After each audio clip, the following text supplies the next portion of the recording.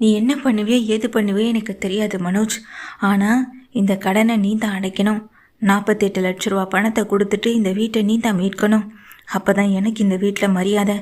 ஒருவேளை அந்த முத்துவும் மீனாவும் இந்த விஷயத்த செஞ்சுட்டாங்கன்னா இந்த வீட்டில் எனக்கு இருக்க கொஞ்ச நெஞ்ச மரியாதையும் இல்லாமலே போயிடும். என்ன மனோஜ் செய்வியா அப்படின்னு ரொம்ப கோபமாகவே விஜயா அங்கே மனோஜை பார்த்து கேட்குறாங்க.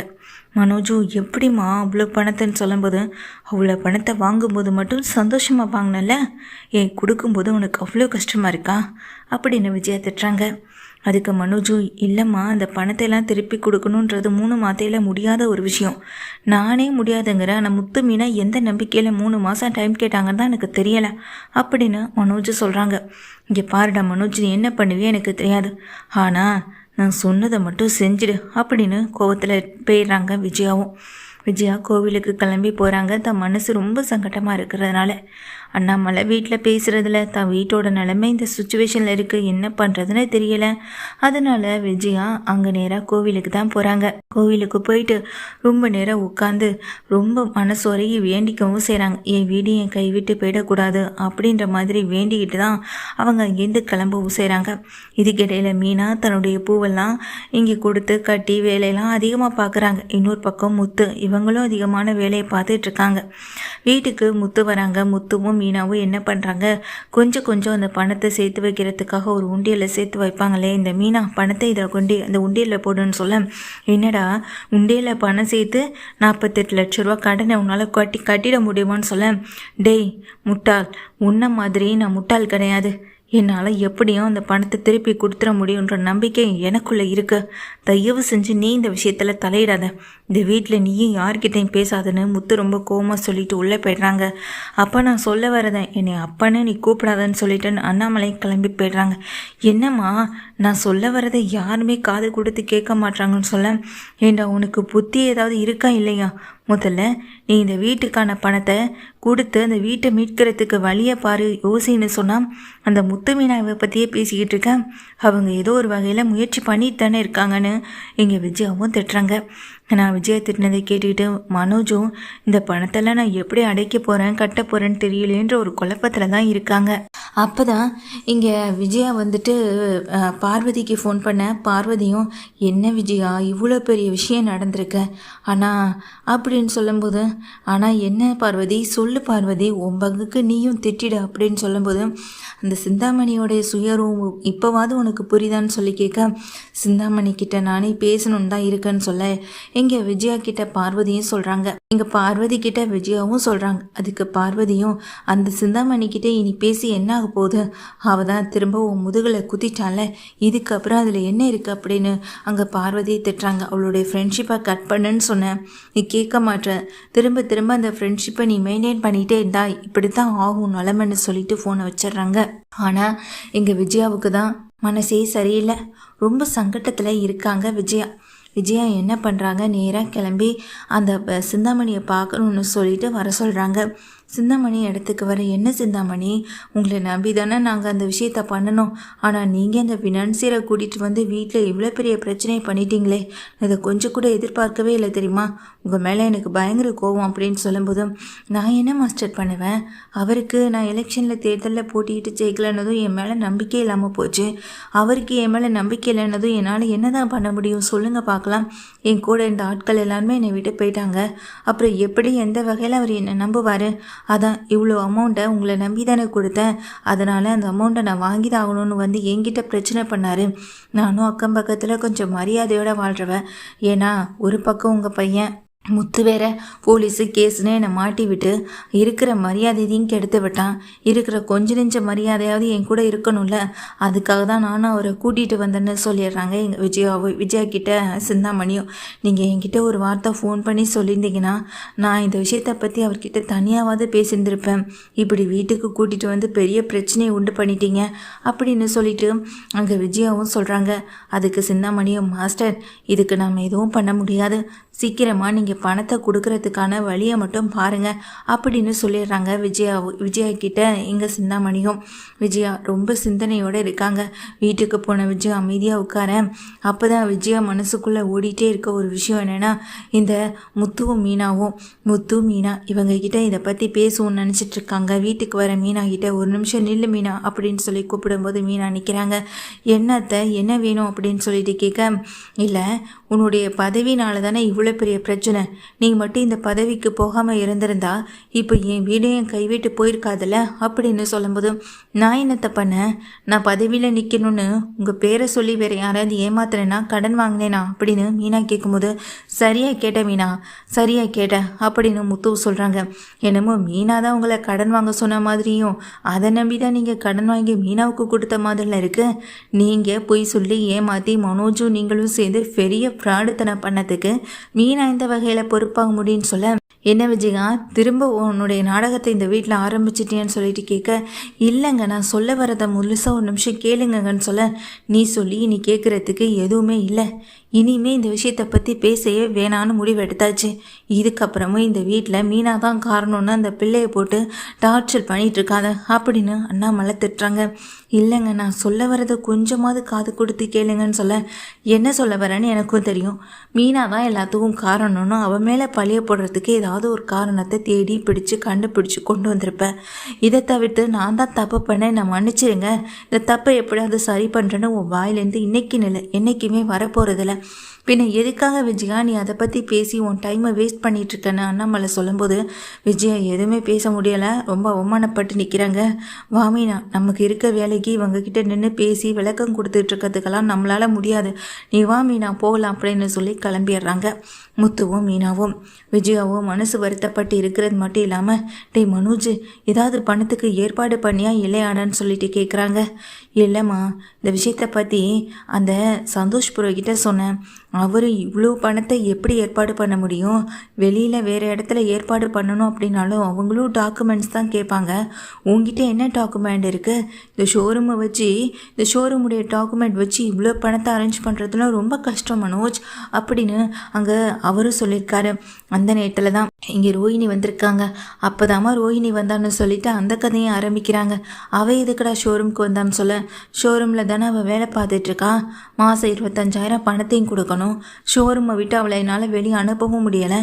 என்னுடைய நிலைமையே ரொம்ப இக்கட்டான சூழ்நிலையில் போயிட்டுருக்கு. இதில் எப்படிமா இவ்வளோ பணத்தை என்னால் அரேஞ்ச் பண்ணி கொடுக்க முடியும்னு சொல்லிட்டு இங்கே மனோஜ் சொல்கிறாங்க. ஆமாம் அவள் என்ன சொன்னா வந்து அப்படின்னு சொல்லி கேட்க, அவள் எனக்கு ஒரு ஐடியா கொடுத்தாம்மா அப்படின்னு சொல்ல, என்ன ஐடியாடா அப்படின்னு கேட்குறாங்க. அதுவும் அவள் கொடுத்த ஐடியா அப்படி நம்ம நடந்துக்கணுமா என்னன்னு சொல்ல, இல்லைம்மா அவள் சொன்னதே எனக்கு சரின்னு பட்டுச்சுன்னு சொல்லும்போது, என்னென்னு முதல்ல விஷயத்த சொல்லுடான்னு விஜயா கேட்குறாங்க. அதுக்கு அங்கே மனோஜ் சொல்கிறாங்க, இல்லை உனக்கு இவ்வளோ பணம் தேவைப்படுதுன்னு எனக்கு இப்போ தான் தெரிய வந்துச்சு. இவ்வளோ பணத்தை வெளியில் ஏற்பாடு பண்ணுறதும் ரொம்ப கஷ்டம்தான் மனோஜ், அவ்வளோ சீக்கிரம் அது கிடைக்காது. நீ நினைக்கிற மாதிரி அது சாதாரண விஷயம் இல்லை. பூக்கட்டியோ இல்லை கார் டிரைவர் வேலை பார்த்தோ அது ஈஸியாக சீக்கிரமாக கிடைச்சிட போகிறதும் கிடையாது. அதனால்தான் மனோஜ் எனக்கு தெரிஞ்ச இடத்துல அப்படின்னு சொல்லிட்டு, என்னடா என்னத்தை சொல்ல வர முழுசாக சொல்லடான்னு விஜயா கேட்குறாங்க. இல்லைம்மா அதான் அந்த ரோஹினுடைய முதல் புருஷன் இருக்கார் இல்லையா, அந்த கிருஷோட அப்பா, அவங்களுக்கு தேவைப்பட்ட சொத்து அவன் பேரில் அங்கே இருக்கான். அதை தான் பேருக்கு மாற்றி அதை மொத்தமாக கூட நான் விற்று உன் கையில் கொடுத்துட்றேன். வர்ற பணத்தை வச்சு வீட்டை மீட்கிறதுக்கான வழியை பாருன்னு சொன்னால், அதாம்மா அந்த யோசனையில் இருக்குன்னு சொல்ல, இங்கே அடியே முட்டாள்னு சொல்லிட்டு விஜயா போட்டு அடிக்கிறாங்க. ஏம்மா போட்டு என்ன அடிக்கிறீங்கன்னு அங்கே மனோஜ் கேட்க, ஏண்டா கொஞ்சமாவது உனக்கு அறிவுன்றது ஏதாவது இருக்கா இல்லையாடா? கோர்ட்டில் டிவோர்ஸ் கேஸ் போயிட்டுருக்கு. 6 மாதத்தில் எப்படியாவது டிவோர்ஸ் கிடச்சிடணுன்னு அந்த கடவுளை வேண்டிக்கிட்டு இருக்கேன். இதுக்கிடையில் நீ என்னடானா அந்த ரோஹிணி கிட்டே போயிட்டு கடன் பட்டு நிற்கணும்னு சொல்கிறேன். அவன் உனக்கு உதவி பண்ணிட்டா அதை பெரிய விஷயம் எடுத்து இந்த வீட்டில் வந்து வாழணும்னு நினைக்க மாட்டாளா அப்படின்னு சொல்லிட்டு கேட்க, ஆமாம் அவள் எனக்கு செஞ்ச பாவத்துக்கு அதை அவள் ஒன்று திருப்பி செய்கிறதுல ஒன்று தவறு இல்லைன்னு சொல்லும்போது, நீ இப்படி நினச்சிட்டு கேட்ப, ஆனால் அவள் அதே அர்த்தத்தில் அதே எண்ணத்தில் இருப்பான்னு நமக்கு என்ன நிச்சயம்? அவள் உன் கூட சேர்ந்து வாழ தான் முயற்சி பண்ணுவாளை தவிர்த்து உன்னைய விட்டுட்டு போகணும்னு அவன் நினைக்க மாட்டான். அவகிட்டேருந்து எந்த உதவியும் எதிர்பார்க்காதன்னு விஜயா சொல்லிடுறாங்க. மனோஜும் பயங்கர யோசனையில் இருக்காங்க. ரோஹிணியே தேடி வந்து உதவி செய்கிறேன்னு சொல்கிறான். ஆனால் அம்மா ஏன் வேண்டான்னு சொல்லணும்? அம்மா எப்படி வேணாலும் நினச்சிட்டு போகட்டும். ஆனால் நம்ம தன்மானத்தை இந்த வீட்டில் காப்பாற்றிக்கணும்னா அவங்க கேட்ட பணத்தை நம்ம திருப்பி கொடுத்தணும். முத்துவும் மீனாவும் பணத்தை ரெடி பண்ணி கொடுக்குறதுக்கு முன்னாடி நாம் எப்படியாவது பணத்தை அவங்க கையில் ஒப்படைச்சணும் அப்படின்னு சொல்கிறாங்க. இதை நினச்சிட்டு தான் எங்கே மனோஜ் இருக்காங்க. மனோஜ் அடுத்த நாள் ஷோரூமுக்கு போக அங்கே வர ரோஹிணி, மனோஜ் உங்ககிட்ட கொஞ்சம் தனியாக பேசணும் அப்படின்னு சொல்லும்போது அங்கே இருக்க அந்த பிஏ ஜீவா வந்து தனியாக தகர்ந்து போக அங்கே வர அந்த மனோஜ் வந்துட்டு ரோஹிணிகிட்ட பேசுகிறாங்க. என்ன விஷயம் அப்படின்னு பட்டும் படாமல் மனோஜ் நிற்க, மனோஜ் உன்னுடைய கஷ்டம் என்னென்னு புரியுது.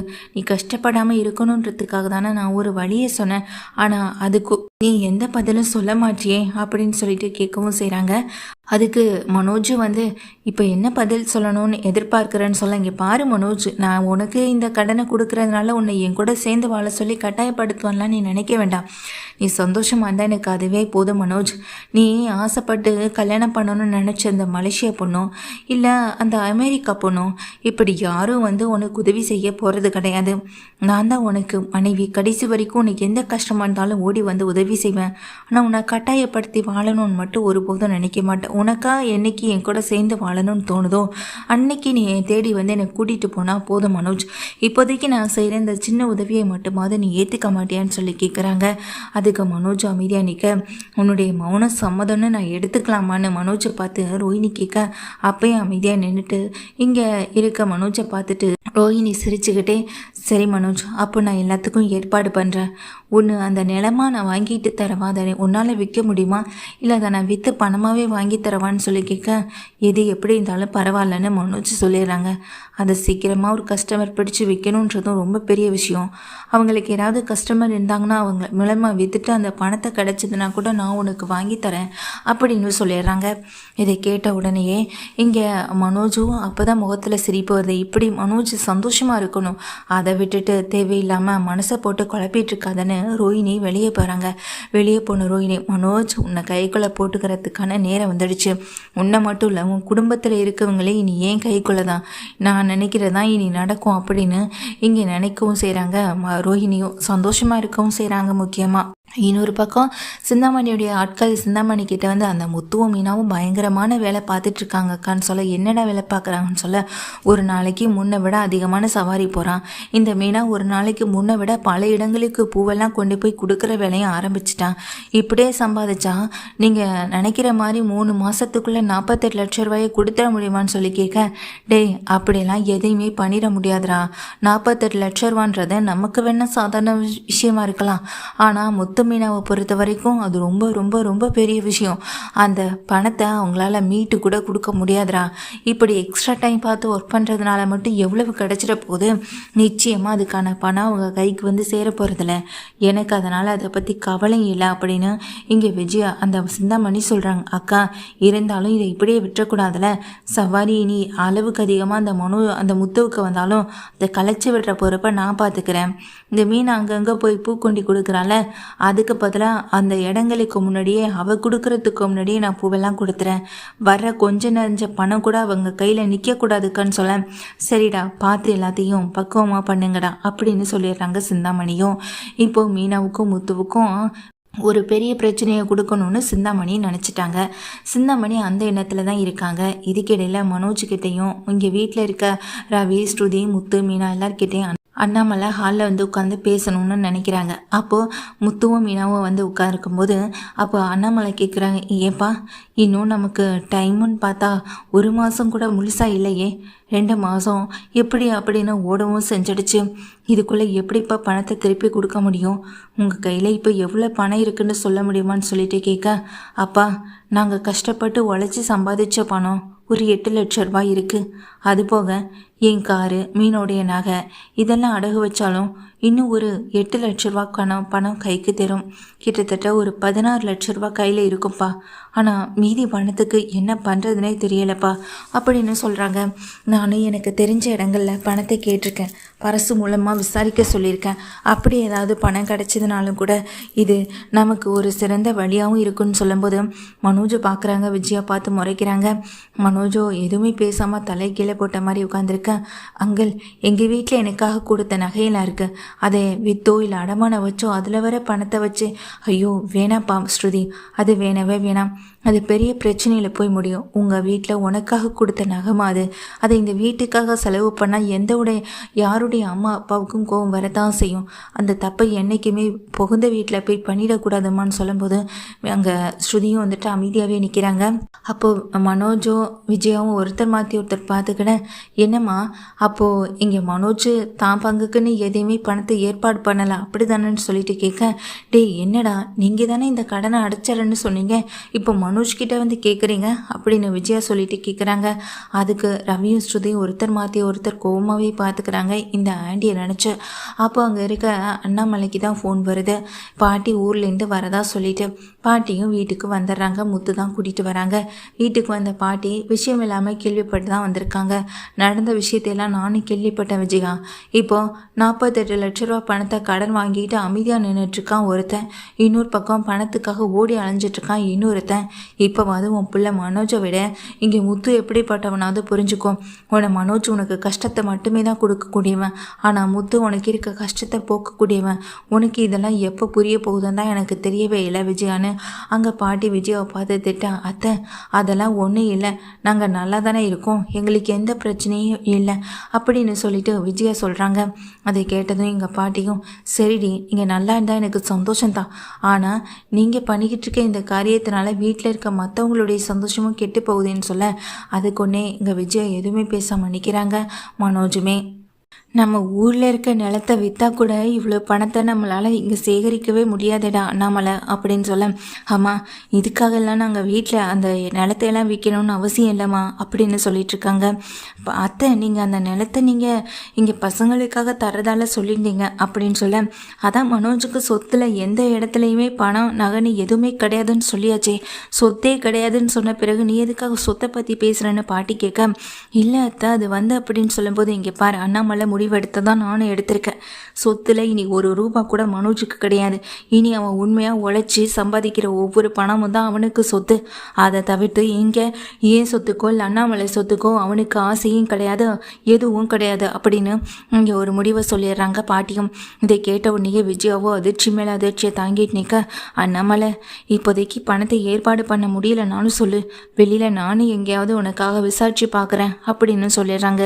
சரிம்மா நீங்கள் இதை பற்றியும் கவலைப்படாதீங்க, வீட்டை மீட்டர்லான்ற ஒரு நம்பிக்கை எனக்கு இருக்குன்னு அங்கே அண்ணாமலை சொல்ல, முத்துவும் மீனாவும் ஆமாம் பாட்டி எங்களுக்கும் அந்த நம்பிக்கை நிறையவே இருக்கு அப்படின்னு சொல்லிட்டு இருக்காங்க. அடுத்த நாள் சவாரிக்காக முத்து கிளம்பும்போது, டேய் நான் அண்ணாமலையும் குடும்பத்தையும் பார்த்துட்டு போகலான்னு தான் வந்தேன், என்னை அப்படியே கொண்டு வந்து வீட்டில் விட்டுடுடா அப்படின்னு சொல்ல, சரிங்க பாட்டி அப்படின்னு சொல்லிடுறாங்க முத்துவும்.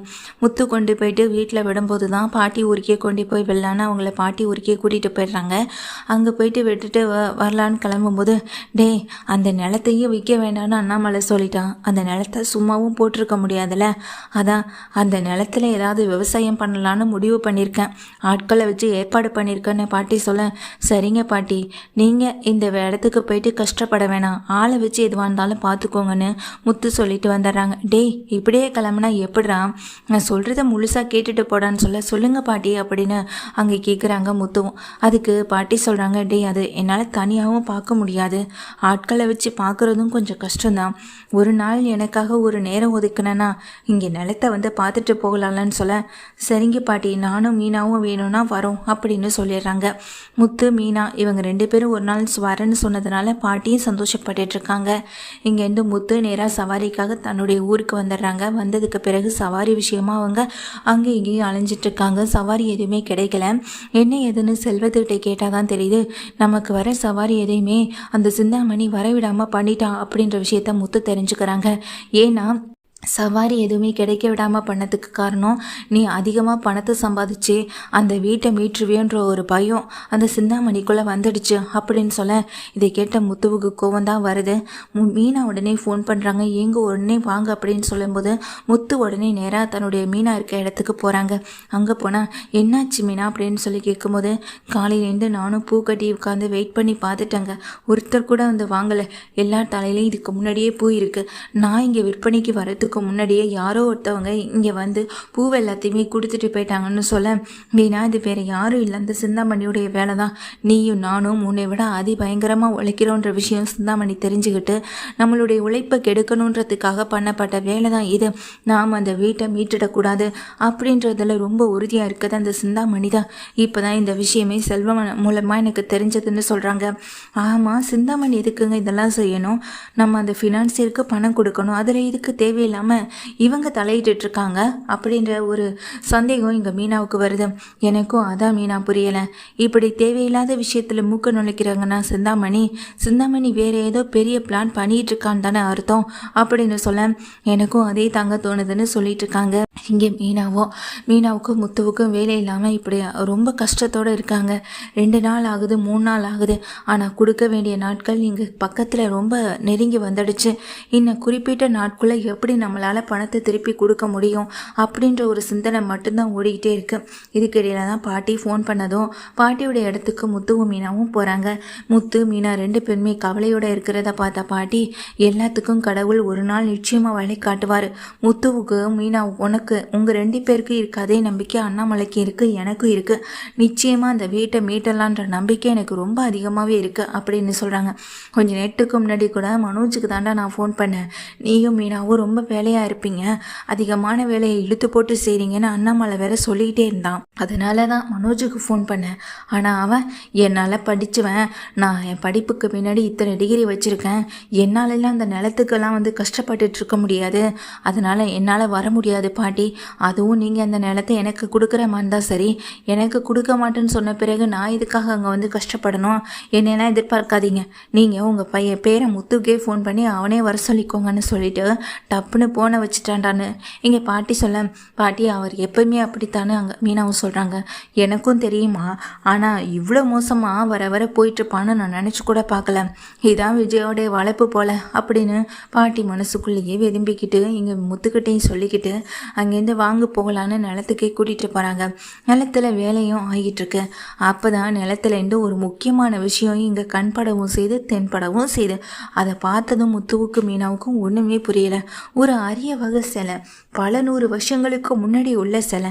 இதை பார்த்ததுமே முத்துவும் மீனாவும் அதிர்ச்சியோடு அதை போய் எடுக்கிறது மட்டும் இல்லாமல், பாட்டி இது நம்ம நிலத்தில் கிடைச்சது பாட்டி அப்படின்னு சந்தோஷப்படவும் செய்கிறாங்க. ஆமாயா முத்துன்னு ரொம்ப பெருமிதத்தோடு இருக்க பாட்டிக்கு இந்த நிலத்துக்குள்ள இருக்கிற எந்த பொருளாக இருந்தாலும் அது கவர்மெண்ட்டுக்கு தான்ப்பா சொந்தம், இதை நம்ம கவர்மெண்ட்டுக்கு தான் ஒப்படைக்கணும்னு பாட்டி சொல்ல, நானும் அதே தான் பாட்டி நினச்சேன். நம்ம கஷ்டத்துக்காக நம்ம எதையுமே யூஸ் பண்ணிக்க கூடாது. இது என்னதான் நமக்கு 1000 கஷ்டங்கள் வந்தாலும் கவர்மெண்ட்டுக்கு சொந்தமானதை கவர்மெண்ட்டு கிட்ட தான் ஒப்படைக்கிறது சரியாக இருக்கும் அப்படின்னு நினச்சிட்டு இருக்காங்க எங்கள் முத்துவும் மீனாவும். சரிங்க பாட்டி, இதை நாம் கவர்மெண்ட்டுக்கிட்டே கொடுத்தலான்ற ஒரு முடிவுக்கும் வந்துடுறாங்க. சரிப்பா முத்து, சீக்கிரமாக இதுக்கான ஏற்பாட்டை பாருப்பா அப்படின்னு சொல்லிடுறாங்க. முத்துவுக்கும் மீனாவுக்கும் கையில் கிடச்ச அந்த அரிய வகை சிலை ரொம்ப ரொம்ப சந்தோஷத்தை கொடுக்குது. கடவுளே தங்களுக்கு அருள் புரிஞ்சதை நினச்சி பயங்கர சந்தோஷத்தில் இருக்கவும் செய்கிறாங்க. இந்த கவர்மெண்ட்டுக்கு ஒப்படைக்கலான்ற ஒரு முடிவு எடுத்து கவர்மெண்ட்டுக்கு வந்துட்டு அதை கொடுக்கவும் செஞ்சிடறாங்க. கவர்மெண்ட்டில் இருக்கவங்களும் இவங்க 2 பேருக்குமே நிறைய பாராட்டு, சான்றிதழ் இது எல்லாத்தையுமே கொடுத்து கௌரவிக்கவும் செய்கிறாங்க. இதெல்லாம் முத்து மீனாவுக்கு பெரிய சந்தோஷத்தை கொடுக்குற விஷயமாகவும் இருக்குது. முத்துவும் மீனாவும் வீட்டுக்கு வந்ததும் அண்ணாமலை இதை நினச்சி பெருமைப்படுறாங்க. அங்கே இருக்க விஜயா, இவ்வளோ பெரிய விஷயம் நடந்திருக்கு, பல அரிய வகை சிலைன்னு சொல்கிறாங்க, பல 100 வருஷத்துக்கு முன்னாடி உள்ள சிலைன்னு சொல்கிறாங்க. அதை வச்சு பணத்தை வாங்குறத விட்டுட்டு அப்படி கிடைக்கிற வாய்ப்பை பயன்படுத்தி அந்த பணத்தை வாங்கியிருந்தா இன்றைக்கி நம்ம வீடு நம்ம கையில் என்றுக்குள்ளன்னு சொல்லும்போது முட்டாள்தனமாகவும் குறுக்கு புத்தியிலையும் ஒன்னாலையும் உன் மக மனோஜாலையும் மட்டும்தான் யோசிக்க முடியும். முத்துவும் மீனாவும் அப்படிப்பட்டவங்க கிடையாது. நிலத்தில் கிடைக்கிறது ஒரு புதையலாக இருந்தாலும் அந்த புதையலை நம்ம கவர்மெண்ட்டுக்கு ஒப்படைக்கிறதான் சரி, அதுதான் நமக்கான பண்பும் கூட அப்படின்னு சொல்ல, என்னங்க என்ன இருந்தாலும் நம்ம நிலத்துலேருந்து எடுக்கப்பட்டது தானே, அது நமக்கு உரியது தானேன்னு அங்கே விஜயா சொல்லும்போது, ஆமாப்பா இங்கே ஆமாம்மா நீங்கள் சொல்கிறது சரிதான், ஆனால் அப்பாவுக்கோ இதோ படிக்காத இந்த மீனாவுக்கோ முத்துவுக்கோ தெரியவே தெரியாது, நான் மட்டும் அந்த இடத்துல இருந்திருந்தேனா அப்படின்னு சொல்ல, ஆமாண்டா பாட்டி எங்களுக்கு ஃபோன் பண்ணுறதுக்கு முன்னாடி உனக்கு தானடா பாட்டி முதல்ல ஃபோன் பண்ணாங்க, ஆனால் என்னென்னமோ பேசிட்டு ஃபோனை வச்சதா பாட்டி சொன்னாங்க, படிப்புன்னு படிப்பை பற்றி மட்டுமே தானே நீ பேசிக்கிட்டு இருக்க, இங்கே பார், நீ போயிருந்தீன்னா இந்த கிறுக்குத்தனம் தான் பண்ணியிருப்ப. நல்ல வேலை நாங்கள் போனோம் அப்படின்னு முத்து மீனாவும் சொல்லிட்டு இருக்கும் போதே அண்ணாமலை சொல்கிறாங்க, நீங்கள் 2 பேரும் பண்ணதாப்பா சரியான ஒரு விஷயமாகவும் இருக்குது அப்படின்னு சொல்லிடுறாங்க. அந்த நேரத்தில் தான் இங்கே முத்துவையும் மீனாவையும் பார்க்குறதுக்கு வீட்டுக்கு ஆட்களும் வராங்க. கடைசி நாள், அதாவது யாருன்னு பார்த்தா இந்த ஃபினான்சியர் தான். எல்லோரும் வீட்டை கிளம்புங்க, இதுக்கப்புறம் இந்த வீட்டில் யாரும் ஒரு நிமிஷம் கூட இருக்கக்கூடாது, வீட்டில் பணம் தரேன்னு சொல்லிட்டு இன்னைக்கு கடைசி நாள் ஆயிடுச்சு அப்படின்னு சொல்லும்போது, சரி இன்னும் டைம் இருக்குல்ல அப்படின்னு சொல்லும்போது, டைம் இருந்தால் நான் கொஞ்சம் நேரத்தில் உங்களால் மொத்த பணத்தை கொடுத்துட முடியுமா என்ன? அதான் தெளிவாக தெரிஞ்சு போச்சேன், உங்களால் இந்த பணத்தெல்லாம் கொடுக்க முடியாதுன்னு, வீட்டை கிளம்புங்க அப்படின்னு சொல்ல, மாஸ்டர் நான் எவ்வளவோ சொல்லி பார்த்தேன், ஆனால் இவர் கேட்குற மாதிரி இல்லை, உங்கள் எல்லாரையும் வீட்டை வெளியே அனுப்பணும்னு இவர் ரொம்ப முடிவோடு தான் வந்திருக்காரு, தயவு செஞ்சு தப்பாக நினச்சிக்காதீங்க மாஸ்டர், உங்கள் ஃபேமிலியை கூட்டிகிட்டு வீட்டை கிளம்புங்க, எனக்கு தெரிஞ்ச ஒரு வீடு இருக்குது, அங்கே வேணா வாடகைக்கு அந்த வீட்டில் போய் இருந்துக்கோங்க அப்படின்னு சொல்ல, இதை கேட்டதும் முத்து மீனா நம்மளன்னு கோவத்தோட பார்க்குறாங்க. முத்துவும் மீனாவும் இங்கே அதிர்ச்சியோடு நின்றுட்டு இருக்காங்க. சார் இன்னும் டைம் இருக்குல்ல, நாங்கள் எப்படியாவது பணத்தை ஏற்பாடு பண்ணிடுவோம், கொஞ்சம் டைம் கொடுங்க அப்படின்னு சொல்ல, உங்களுக்கு டைம் கொடுத்த டைம் முடிஞ்சிருச்சு, இதுக்கு மேலெல்லாம் என்னால் உங்களுக்கு டைம் கொடுக்க முடியாது அப்படின்னு சொல்லும்போதே, சார் இங்கே முத்துன்னு யாராவது இருக்கீங்களா அப்படின்னு வீட்டு வாசலில் வந்து ஒருத்தர் நிற்கிறாங்க.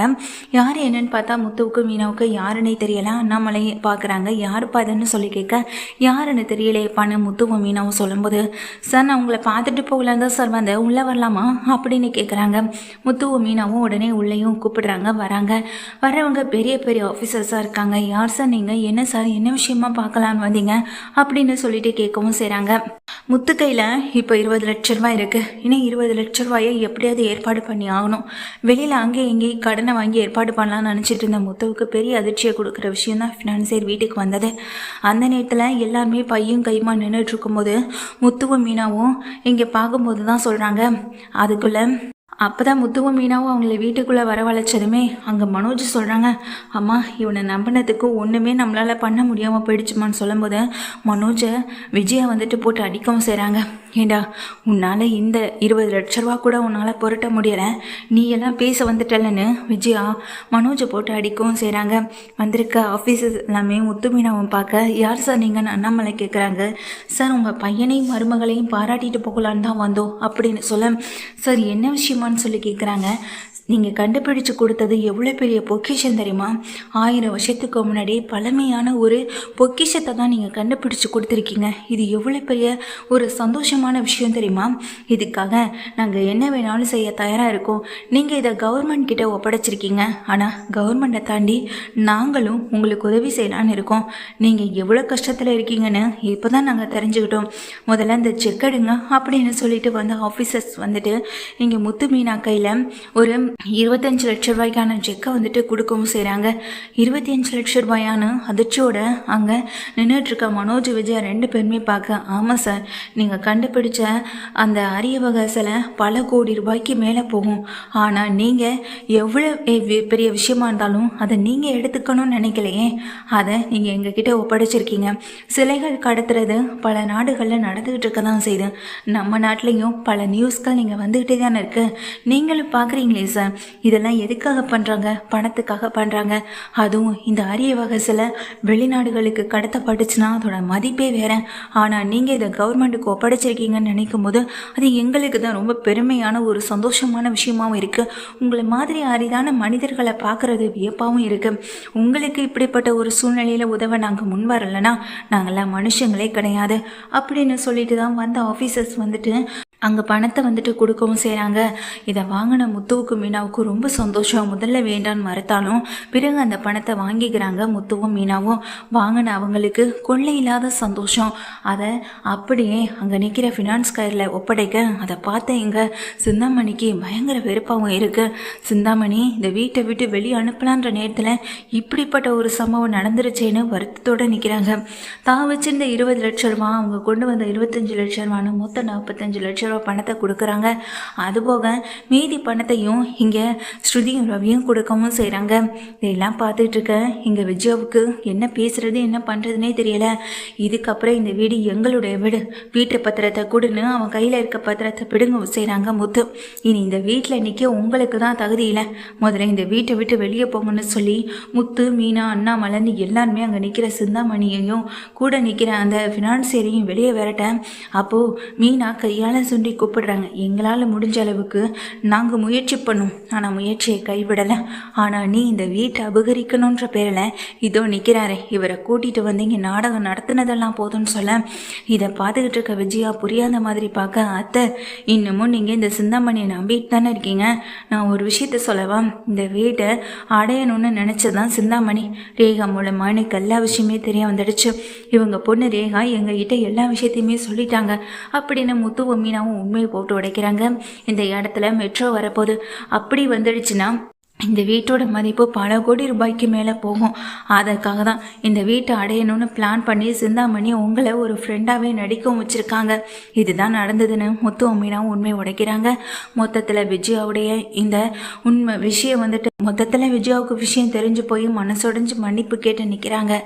அண்ணாமலைக்கிட்டையும் அண்ணாமலை சொல்கிறாங்க, மன்னிப்பு கேட்க வேண்டியது என்கிட்ட இல்லை, இதுக்காக படாத பாடுபட்டு ராவும் பகலும் உழைச்ச முத்துவுக்கும் மீனாவுக்கும் தான், அவங்களுடைய நேர்மைக்கும் அவங்க செய்கிற உதவிக்கும் தான் இன்னைக்கு நம்ம வீடு நம்ம கைக்கு கிடச்சிருக்கு. இனி என்றைக்குமே அது முத்து மீனா பொறுப்பில் தான் இருக்கணும் அப்படின்னு அண்ணாமலை சொல்ல விஜயா கையெடுத்து கும்பிட்டு அழுதுட்டு நிற்க, அங்கே மனோஜுக்கு தான் இது ஏற்றுக்க முடியாத ஒரு விஷயமாகவும் இருக்கு. மொத்தத்தில் முத்து மீனாவால் திரும்ப இந்த வீடு கைக்கு கிடைக்குது. விஜயாவும் முத்துகிட்டையும் மீனாகிட்டையும் மன்னிப்பு கேட்டு நிற்கிறாங்க. அண்ணாமலைக்கு ரொம்ப சந்தோஷமாக இருக்கு. தான் அப்போடைய முகத்தில் சந்தோஷத்தை பார்க்கணுன்னு ஓடி ஓடி இங்கே உழைச்ச முத்துவுக்கு அதுதான் பெரிய சந்தோஷமாக இருக்கு.